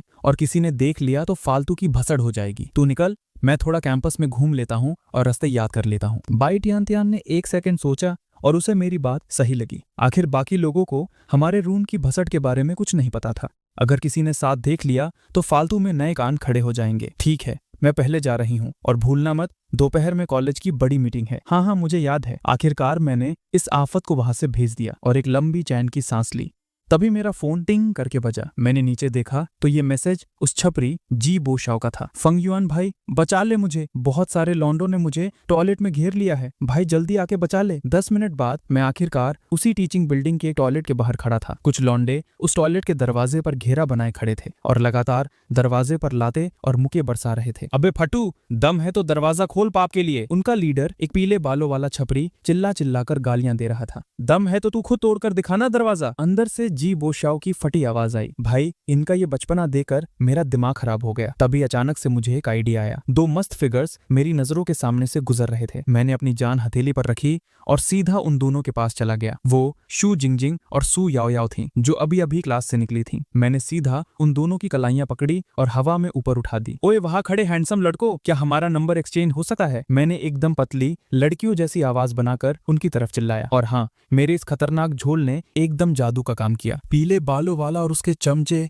अचानक से पीछे मुड़े। जब उन्होंने देखा कि आवाज लगाने वाली सू जिंगजिंग और सू याओ याओ जैसी टॉप लेवल कैंपस ब्यूटीज हैं, तो उन्होंने तुरंत टॉयलेट में छुपे जी बॉक्सियाओ को भुला दिया। वो सब अपने अपने छपरी स्टाइल में सबसे कूल पोज मारते हुए हमारी तरफ आने लगे। इससे पहले कि सू जिंगजिंग और सू याओ याओ को समझ आता कि उनके साथ क्या गेम हो गया है, मैंने उनके हाथ छोड़े और सीधा टॉयलेट के दरवाजे की तरफ भागा। जल्दी खोल, मैं हूं, मैंने चिल्लाया। जी बोक्शियाओ ने बाहर शांति देखी तो उसने धीरे से अपना सिर बाहर निकाला। मैंने एक सेकंड भी बर्बाद नहीं किया। मैंने सीधा उसकी कॉलर पकड़ी और उसे घसीटते हुए वहां से दौड़ लगा दी। सू जिंगजिंग और सू याओ याओ को ये पूरा सीन समझने में काफी देर लग गई। उधर वो पीले बालों वाला छपरी एक बास्केटबॉल थ्रो करने का पोज मारकर अपने चमचों से बोल रहा था, भाई देख रहे हो, मैं इतना आम आदमी बन के रहता हूँ, फिर भी इन हसीनाओं की नजरें मुझ पर ही हैं। फिर उसने उन दोनों को देखा और बोला, अरे ब्यूटीज, तुम दोनों में से पहले नंबर कौन लेगा? जैसे ही उसने ये बोला, मुझे पीछे से बैम की आवाज आई और वो पीला बाल वाला ठीक अपने चमचे के ऊपर जा गिरा। और अगले ही सेकंड मैं थोड़ा ही आगे पहुंचा हूंगा कि सू जिंगजिंग की आग बबूला और खतरनाक चिल्लाने की आवाज पूरी बिल्डिंग में गूंज उठी। फेंग युआन, तू एक नंबर का कचरा इंसान है, मैं तुझे आज जिंदा नहीं छोड़ूंगी। मेरी पीठ पर अचानक से सर्दी का एहसास हुआ, पर मैंने अपने माथे का पसीना पोंछने का भी टाइम वेस्ट नहीं किया। मैंने जी बॉक्सियाओ को खींचना जारी रखा और हम कुत्तों की तरह वहां से भागते रहे। थोड़ी देर बाद जब मुझे याद आया कि कॉलेज की वो बड़ी मीटिंग शुरू होने वाली है, तो मैंने जी बॉक्सियाओ को वही लात मारी और अकेले निकल गया। मैं कॉलेज के उस बड़े से हॉल में पहुंचा और एकदम आखिरी वाले कोने में जाकर चुपचाप बैठ गया। जैसे ही मैंने अपनी तशरीफ सीट पर रखी, मेरी नजर बगल वाली टेबल पर गई। वहां एक खतरनाक हथौड़ा रखा हुआ था। खेल खत्म। मेरे पूरे बदन में डर के मारे झुरझुरी दौड़ गई। मैं वहां से उठकर भागने ही वाला था कि किसी के हाथ ने पीछे से मेरे कंधे को जोर से दबा दिया। मैंने डरते डरते अपनी गर्दन घुमाई। सामने सू जिंगजिंग की बर्फ जैसी ठंडी शक्ल थी, जिसकी आंखों में सिर्फ और सिर्फ मेरा खून लिखा था। मैंने जल्दी से अपनी दूसरी साइड देखा। वहां सू याओ याओ बैठी थी। उसकी हमेशा वाली वो मक्खन और प्यारी सी स्माइल आज किसी भूतनी जैसी खतरनाक लग रही थी। वो, मैं सब समझा सकता हूँ। हाँ बिल्कुल, सू याओ याओ बोली, पर बेहतर होगा कि फेंग युआन हमें एकदम डिटेल में समझाए। अगर मैं बोलूँ कि मैंने ये सब सिर्फ एक बेचारे की जान बचाने के लिए किया था, तो क्या तुम दोनों मानोगी? मैंने फटी आवाज में पूछा। सू जिंगजिंग ने अपनी आंखें छोटी की और मुझे घूरते हुए एक खतरनाक आवाज में हंसी। अच्छा, तो तू यहाँ हीरो बनने गया था? याओ याओ, इस कचरे की बातों में मत आना। इस कमीने के दिमाग में पक्का कोई भयंकर झोल चल रहा था। मैं कसम से पूरा सच बोल रहा हूँ। अरे यार, ठंडी दिमाग से बात कर लो ना। सू जिंगजिंग मुझे वहीं पर जिभा करने के लिए अपना हथौड़ा उठाने ही वाली थी कि अचानक हॉल की लाइट्स बंद हो गई। मीटिंग शुरू हो चुकी थी। तुझे तो मैं थोड़ी देर बाद ठीक करती हूँ, सू जिंगजिंग ने मुझे धमकी दी और अपनी जगह से उठकर चली गई। वो कहाँ जा रही है? मैंने लंबी चैन की सांस लेते हुए पूछा। मुझे सच में समझ नहीं आ रहा था। अच्छा हाँ, तुझे तो पता ही नहीं होगा, सू याओ याओ ने बताया। जिंगजिंग और तियन तियन दोनों स्टूडेंट काउंसिल में है। इस महीने की रिपोर्ट उन दोनों को ही स्टेज पर देनी है। तभी मैं सोचूं, मुझे बाय तियन तियन अभी तक क्यों नहीं दिखी? वैसे एक बात बोलूं, मुझे तो पता ही नहीं था कि टैंग नाना और ही लिंगलिंग हमारे डिपार्टमेंट की नहीं है। और याओ याओ, तुम क्यों नहीं गई इस काउंसिल में? मैं? हाँ तू तो इतनी सबकी हेल्प करने वाली और समझदार है। मुझे ये सब नहीं झेलता, सू याओ याओ बोली। मुझे इन चीजों में बहुत प्रॉब्लम होती है। ये बोलते हुए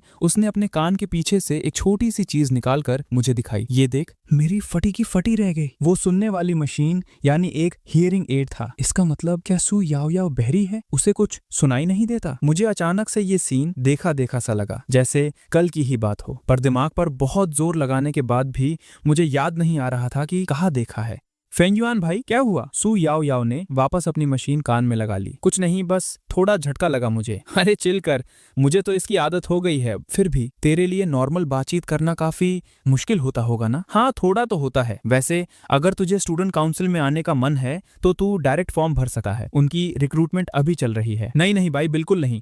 मैं तो बस ऐसे ही फालतू में पूछ रहा था। स्टूडेंट काउंसिल में आना अपने पैर पर कुल्हाड़ी मारने जैसा है। मेरे जैसे आलसी इंसान के लिए ये सब नहीं है। ऊपर से भाई, अगर मैं गलती से काउंसिल में चला गया तो मुझे वहां रोज बाय टियन तियान की शक्ल देखनी पड़ेगी, जो कि बहुत ही अजीब होगा। और सबसे बड़ा खतरा, सू जिंगजिंग के हाथों रोज जिबा होने का डर रहेगा। स्टूडेंट काउंसिल, भाई कुत्ते भी वहां ना जाए। लेकिन इसी बीच किसी ने ऐसी खतरनाक बॉम्ब फोड़ी कि मैं सुन पड़ गया। अब हम जियांगचन यूनिवर्सिटी के फाइनेंस डिपार्टमेंट की इस महीने की पनिशमेंट लिस्ट अनाउंस करने जा रहे हैं। जिसको सजा मिली है उसका नाम है फैंग युआन। अबे ये क्या बसर है? मेरी हवा टाइट हो गई। मुझे बिना किसी झोल के नोटिस क्यों मिल गया भाई? काउंसिल की इन्वेस्टिगेशन के बाद ये प्रूव हुआ है कि आज सुबह करीब 10:10 बजे अपराधी फेंग युआन ने बाकी डिपार्टमेंट के लड़कों के साथ मिलकर कॉलेज की लड़कियों को तंग किया और उनके साथ छेड़खानी की। इसने हमारे कैंपस का माहौल खराब किया और एकदम घटिया हरकतें की। इसलिए डिपार्टमेंट का फैसला है कि फेंग युआन को एक फाइनल और स्ट्रिक्ट वार्निंग दी जाएगी और सजा के तौर पर उसे पूरे 1 हफ्ते तक स्टूडेंट काउंसिल के एक्टिविटी रूम में झाड़ू पोछा मारना पड़ेगा। स्टेज पर बाय तियन तियान ने जैसे ही ये सब पढ़ा, उसके होश उड़ गए और उसके ठीक बगल में खड़ी सू जिंगजिंग को तो अपने कानों पर भरोसा ही नहीं हो रहा था। दूसरे लड़कों के साथ मिलकर लड़कियों को ताड़ना और गंदी हरकतें करना, तो ये कमीना आज सुबह यही सब करने बाहर गया था। आज सुबह इसने मेरे कपड़े उतारे हुए देखे वो कम पड़ गया था कि अब इसने दूसरी लड़कियों पर भी लाइन मारना शुरू कर दिया। ये सच में एक ठरकी कचरा है। ये सब सोचकर बाय टियन तियान गुस्से से लाल पीली हो रही थी और अपने दांत पीस रही थी। मेरी तो रोने जैसी हालत हो गई थी, पर मेरी आंखों में आंसू नहीं थे। भाई मैंने सच में कुछ नहीं किया, मेरी क्या गलती है? मैं तो वहां उस छपरी जी बॉक्सियाओ की जान बचाने गया था ना। किसमें इतनी हिम्मत आ गई जो मेरे सिर पर इतना भयंकर बिल फाड़ दिया? याओ याओ भाई, ये पूरा सीन एक बहुत बड़ा झोल है। ये सब गलत फहमी है। मैंने फटाफट मुड़कर बगल में बैठी सू याओ याओ को सफाई दी। मैं तुझ पर पूरा भरोसा करती हूँ। ये सुनकर मेरे तो आंसू छलक गए। भाई सच में सिर्फ सू याओ याओ ही इस दुनिया में इकलौती है जो मेरी ऐसी फटी हुई हालत में भी मुझे समझ सकती है। मैं भरोसा करती हूँ कि ये घटिया कांड तू ही कर सकता है। जैसे ही मेरा ध्यान आगे गया, मैंने देखा कि सू जिंगजिंग अपना हथौड़ा लिए अपने दोनों हाथ सीने पर बांधे खड़ी थी और मुझे देखकर किसी डायन की तरह हंस रही थी। बोल, अब तेरे पास बचने का क्या बहाना है? फेंग युआन, तू सच में एक नंबर का गिरा हुआ और बेशरम इंसान है। बाय तियन तियान ने गुस्से में आकर जमीन पर जोर से अपना पैर पटका और यहाँ तक कि हमेशा मुस्कुराने वाली सू याओ याओ के चेहरे से भी उसकी मक्खन जैसी प्यारी हंसी गायब हो गई और उसकी शक्ल एकदम सीरियस हो गई। मैं इन तीनों ब्यूटीज के बीच रूम के एक कोने में फंसा हुआ था और डर के मारे धम से जमीन पर बैठ गया। जी बुकशाओ, कमीने तूने तो आज मेरी झंड करवा दी है। मैंने दिल ही दिल में गाली दी। अब तो चाहे कुछ भी कर लो, इस भसर से बाहर निकलना नामुमकिन लग रहा है। मैं अपना दिमाग खपा ही रहा था कि अब आगे क्या कांड होगा, तभी अचानक दरवाजा खुला। मैंने सुना फेंग युआन को पनिशमेंट की नोटिस मिली है। ये क्या नया झोल है? जैसे ही मैंने देखा कि अंदर आने वाली तांग नाना है, मुझे लगा जैसे डूबते को तिनके का सहारा मिल गया। वो आज सुबह वाला कांड, पता नहीं बिना बात के मुझे इस भसर में क्यों घसीट लिया, ऊपर से नोटिस भी थोप दिया। फेंग युआन को आज हमारे डिपार्टमेंट की मीटिंग में स्टूडेंट काउंसिल ने नोटिस थमा दिया। सू याओ याओ ने फटाफट पूरा मैटर समझाया। कह रहे थे कि इसने दूसरे डिपार्टमेंट के लड़कों के साथ मिलकर कॉलेज की लड़कियों को तंग किया है। ये तुम दोनों ने कुछ झोल किया है क्या? टांग नाना ने अपनी भौहें सिकोड़ी और बाई तियन तियन और सू जिंगजिंग को घूरते हुए पूछा। नहीं नहीं, बिल्कुल नहीं। दोनों ने घबराकर जल्दी से अपने हाथ हिलाए। नाना, कहीं वो जिस लड़की को छेड़ने की बात हो रही है वो तू तो नहीं है ना? वो मैं नहीं हूँ, पर सच बोलूं तो इस भसड़ का फैंग युआन से कोई लेना देना नहीं है। ये सुनते ही मैं जमीन से एकदम स्प्रिंग की तरह उछलकर खड़ा हो गया। मेरी हवा टाइट थी, पर अब मेरा सीना चौड़ा हो चुका था। मैंने पहले ही बोला था ना, मैंने किसी लड़की पर लाइन नहीं मारी है। उसके बाद मैं फुल टशन में जंप मारकर बाई टियान टियन और बाकी दोनों के सामने जाकर खड़ा हो गया। बाई तियन तियन ने अपना क्यूट सा मुंह फुलाया और जमीन पर पैर पटका। पर सच कहूं तो उसके दिल में थोड़ी राहत जरूर थी कि मैं सच में उतना ठड़की नहीं हूं। सू जिंगजिंग को भी समझ आ गया था कि उसने फालतू में मुझ पर शक किया। उसने थोड़ी शर्म खाकर अपना सिर झुका लिया और एकदम चुप हो गई। चलो, थोड़ी ट्यूबलाइट तो जली तुम लोगों की। अरे कोई ना, मैं भी इन छोटी छोटी बातों को दिमाग पे नहीं लेता। चलो, मैंने तुम सबको माफ। मेरी ये नायक वाली लाइन पूरी होने से पहले ही सू जिंगजिंग की आग भड़क गई और उसने बिना सोचे मुझे एक जोरदार लात जड़ दी। क्या कर रही है पागल? पता नहीं क्यों, पर तेरी कमीनी शक्ल देखकर ही मुझे इतनी आग लगती है कि बस लात मारने का मन करता है। मैंने किसी तरह रो धोकर अपनी पूरी जान लगाकर इन तीनों को आज सुबह वाला पूरा सीन डिटेल में समझाया। तो इसका मतलब तू सच में वहां उसको बचाने गया था? सू याओ याओ के चेहरे पर एकदम माफी मांगने वाला रिएक्शन था, पर यहाँ एक बड़ा झोल लग रहा है। बाई तियन तियन को अचानक से कुछ अजीब नोटिस हुआ। कैसा झोल? मैंने और सू जिंगजिंग ने एक साथ कंफ्यूज होकर पूछा। नॉर्मल केसेस में स्टूडेंट काउंसिल ऐसी आशिकी और प्राइवेट लाइफ की भसड़ में टांग नहीं अड़ाती है, और उस पर भी फैंग युआन इस पूरे कांड का मास्टरमाइंड तो बिल्कुल नहीं था। एकदम सही, ये तो बस वहां फ्री की मारपीट देखने गया था। टांग नाना ने उसका साथ देते हुए बोला। मुझे गेम थोड़ा समझ आ रहा है, पर क्यों फैंग युआन? कहीं तूने स्टूडेंट काउंसिल के किसी बड़े तोपू बंदे से पंगा तो नहीं ले लिया? अरे बिल्कुल नहीं, मैं कॉलेज आया ही कल हूँ। मैं किससे आफत मोल लूंगा भाई? मैंने रोने वाली शक्ल बनाई। पूरी स्टूडेंट काउंसिल में मैं सिर्फ तुम दोनों को ही तो जानता हूँ, तो तुझे लग रहा है कि ये नोटिस वाली सेटिंग मैंने करवाई है? बाई तियन तियन ने मुझे आग उगलते हुए घूरा। नहीं नहीं, मैं ऐसा कहा बोल रहा हूँ, पर सच में मैं उनमें से किसी और को नहीं जानता। शू जिंगजिंग हम दोनों की ये तेज तेज भसड़ सुनकर पूरी तरह उलझ चुकी थी। उसका दिमाग घूमने लगा था। उसकी समझ थोड़ी देर से काम करती थी, तो उसने आखिर में पूछा, जब सब कुछ ठीक से क्लियर हो गया है तो क्या अब फंग युआन की पनिशमेंट हटाई नहीं जा सकती? सू याओ याओ ने मायूसी से अपना सिर ना में हिलाया। ये थोड़ा मुश्किल लग रहा है। भले ही फैंग युआन इसमें हेड नहीं था, पर उसका डायरेक्ट कनेक्शन उस जी बॉक्सियाओ से तो पकड़ा गया है ना। ये क्लियर करना आसान नहीं होगा। अब इस मैटर में तो मैं भी तेरी कोई सेटिंग नहीं बिठा सकती। टांग नाना ने अपनी हंसी रोकते हुए मेरे कंधे पर हाथ थपथपाया। वैसे देखा जाए तो तू डिजर्व करता है। किसने बोला था फालतू की हीरो गिरी दिखाने को? कल चुपचाप जाना और आराम से झाड़ू पोछा लगाना। कल मैं तुझे बताऊंगी एक्टिविटी रूम कहाँ है। मैं सफाई करने में एकदम उस्ताद हूँ, मैं तुझे सिखाऊंगी। शू जिंगजिंग अचानक से पता नहीं क्यों फुल ऑन मोड में एक्साइटेड हो गई। हाँ, मैं भी थोड़ी हेल्प कर दूंगी। मैं अंदर ही अंदर खून के आंसू रो रहा था। मैंने जल्दी से इस रोने वाले टॉपिक को घुमा दिया और पूछा, वैसे हे लिंगलिंग कहाँ गायब है? वो तुम्हारे साथ रूम में क्यों नहीं आई नाना? वो अपने टाइक्वांडो क्लब में प्रैक्टिस करने गई है। टांग नाना ने जवाब दिया। अरे हाँ, याद आया, मुझे थोड़ी देर में उसके लिए खाना भी ले जाना है। Taekwondo club? सिर्फ दिमाग में एक सेकंड के लिए हे लिंगलिंग को उस टाइट टाइक्वांडो यूनिफॉर्म में सोचकर ही मेरी तो हवा टाइट होने लगी थी। मेरा दिमाग फिर आसमान में उड़ने लगा था। सू याओ याओ ने मुस्कुराते हुए बताया, लिंगलिंग के पास टाइक्वांडो में ब्लैक बेल्ट सेकंड डैन है। वो तो पिछले हफ्ते ही क्लब में आई थी और सीधा उन्होंने उसे वाइस प्रेसिडेंट बना दिया। और याओ याओ, तुमने कौन सा क्लब ज्वाइन किया है? मैंने अचरज से पूछा। मैंने कोई भी क्लब ज्वाइन नहीं किया है। सू याओ याओ बहुत ही प्यारी हंसी के साथ बोली, मैंने तुझे बताया था ना, मेरी हेल्थ थोड़ी ठीक नहीं रहती, इसलिए मैं किसी और के लिए फालतू की भसड़ नहीं खड़ी करना चाहती। मैंने बाकी की उन तीनों ब्यूटीज की तरफ देखा। और तुम लोग क्या सीन है? बाई टियान टियन ने अपना सिर हिलाया। मुझे इन सब नाटक में जीरो इंटरेस्ट है। रोज इतनी हैवी डांस प्रैक्टिस करके ही मेरी बॉडी की ऐसी तैसी हो जाती है, और वैसे भी इस फालतू टाइम को अपने सब्जेक्ट की पढ़ाई में लगाना ज्यादा दिमाग वाला काम है। मैं और नाना पहले से स्टूडेंट काउंसिल संभाल रहे हैं। वहां इतना दिमाग की दही होती है कि हमने कोई और क्लब नहीं लिया। लेकिन अगर तुझे इसमें से किसी का शौक चढ़ा है तो ये मैडम तुझे अपने साथ ले जाकर दिखा सकती है। आखिर नए फुकरों को क्लब्स में ऐड करवाना भी तो हमारे काउंसिल का ही डिपार्टमेंट है। ये सब बड़े बड़े डायलॉग्स मारते टाइम बाई तियन तियन का चेहरा एकदम आग की तरह लाल था। उसकी तो हिम्मत ही नहीं हो रही थी कि वो सीधा मेरी आंखों में देखे। अरे थैंक यू यार, पर मुझे ऐसी चीजों का कोई शौक नहीं है। मैंने जल्दी से हाथ हिलाकर मना कर दिया। मैं तो बस ऐसे ही टाइम पास के लिए पूछ रहा था। अगर तुझे इंप्रेस नहीं था तो फालतू दिमाग क्यों चाट रहा है? तू सच में किसी आफत से कम नहीं है। मेरा जवाब सुनकर बाई तियन तियन एकदम जल बुन गई। उसने चिढ़कर अपना नरम सा पिंक मुक्का बनाया और फुल पावर से मेरे सीने पर जड़ दिया। ओए मैडम, तू थोड़ा पागल है क्या? इतनी जल्दी तेवर बदल लेती है। हर बात पे ऐसे हाथ उठाना ठीक थोड़ी ना है। मैं चिल्ला उठा। तुम दोनों में सच में एकदम मस्त जोड़ी बन रही हैं। सू याओ याओ हम दोनों की इस नोक झोंक को देखकर मुस्कुराने लगी। भाई इसमें क्या मस्त झोल है? हम दोनों ने एक साथ घूमकर एक ही आवाज में चीख कर जवाब दिया। धीरे धीरे शाम ढल चुकी थी। मैं बालकनी के पास खड़ा इस पागलपन से भरे दिन के बारे में सोच रहा था। कैसी अजीब व गरीब भसड़ चल रही है मेरी लाइफ में यार। कॉलेज में बीते इस 2 दिनों में मेरी लाइफ में इतने तहलके और खतरनाक सीन हो चुके थे कि मेरी पिछली पूरी लाइफ मुझे सस्ती मूवी लगने लगी थी। ओए सुन, पर्ची के हिसाब से आज रात तुझे मेरी रजाई में आना है। टैंग नाना पता नहीं कब मेरे पास आ गई है। अच्छा हाँ, मुझे याद है। मैं 2 पल के लिए एकदम सुन्न पड़ गया। क्या हुआ? तेरी शक्ल पे ऐसे मौत का डर क्यों दिख रहा है? तेरा मन नहीं है क्या आने का? टैंग नाना ने आग दिखाते हुए गुस्से से पूछा। नहीं नहीं बॉस, तेरे साथ बेड शेयर करना तो मेरे लिए जन्नत मिलने जैसा है। मैंने फटाफट मक्खन लगाया।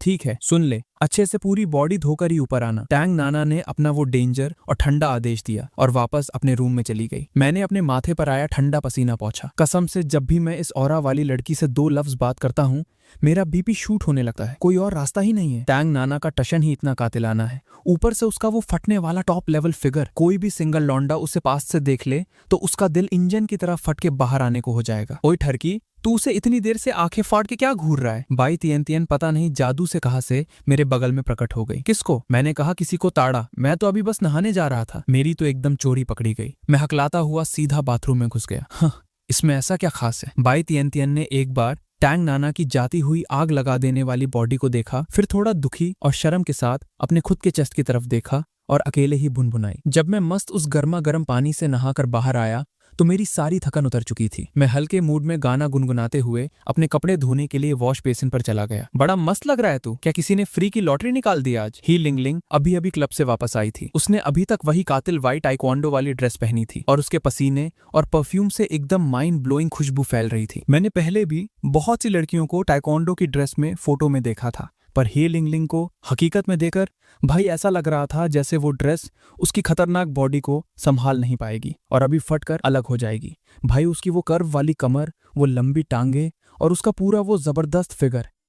उफ, तबाही। एक जवान और करंट से भरा लौंडा होने के नाते मेरा दिमाग वापस से उन्हीं रंगीन ख्यालों में जाकर उलझ गया। कमीने, तेरे दिमाग में पक्का कोई अजीब सी भसड़ चल रही है ना अभी। हे लिंगलिंग ने पल भर में मेरे अंधेरे थॉट्स को कैच कर लिया। उसके क्यूट से चेहरे पर एकदम मजेदार और डेंजर वाली शैतानी हंसी थी। नहीं नहीं भाई, मेरी कसम, मैं बिल्कुल नहीं सोच रहा था वैसा। मैंने जल्दी से अपने बचाव में झूठ बोला। अगर तू ट्राई करके मुझ जैसी हॉट बंदी का दिल जीत लेगा ना तो मैं शायद आगे के लिए इनकार भी ना करूं। हे लिंगलिंग आंख मारते हुए सीधा मजे लेने पर उतर आई। हे लिंगलिंग को पटाना, मैं ऐसी इम्पॉसिबल चीज सिर्फ नींद में भी सोचने से डरता हूं। अरे ठरकी, तू तो सच में ये सब सीरियस होके सोच रहा है? हद है तेरी। हे लिंगलिंग ने लड़कियों वाले प्यारे से नखरे दिखाते हुए मेरे कंधे पर धीरे से एक धक्का दिया। मैंने 100 बार बोला ना, ऐसा कुछ नहीं चल रहा मेरे दिमाग में।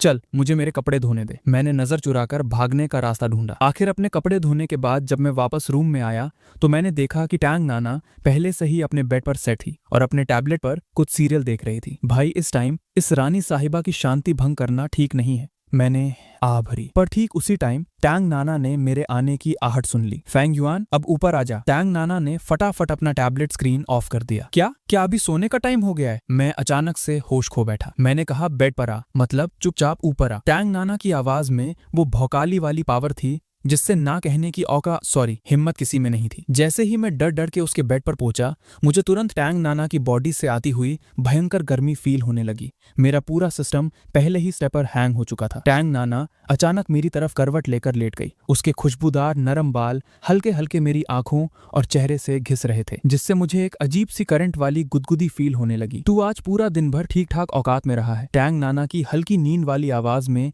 एक ऐसा जादू और नशा था कि कोई भी फिदा हो जाए। मेरी तो सांस लेने की हिम्मत नहीं हो रही थी। मैंने एकदम जमीन पर देखते हुए हकलाते हुए बोला, वो तो बॉस ठीक से ही रहना था ना। टैंग नाना ने अचानक से हल्के से हंसना शुरू कर दिया। इस आधी रात के सन्नाटे में उसकी ऐसी हंसी किसी कातिल सीने पर गोली लगने से कम नहीं लग रही थी। मेरा मीटर एकदम शूट हो चुका था। मुझे बस इतना होश था कि मेरे दिल की धड़कन बुलेट ट्रेन की तरह भाग रही थी और मेरी पूरी बॉडी डर और एक्साइटमेंट से पत्थर बन चुकी थी। और ठीक उसी अगले पल टैंग नाना अचानक फिसलती हुई बिल्कुल मेरे फेस के एकदम पास आ चुकी थी। उसकी गरम गरम तेज सांसें सीधा मेरे गर्दन और गले पर लग रही थी। तू इतना क्यों डर के फाटी हालत में बैठा है? उसने एकदम सेक्सी और धीमी आवाज में पूछा। तुम ये क्या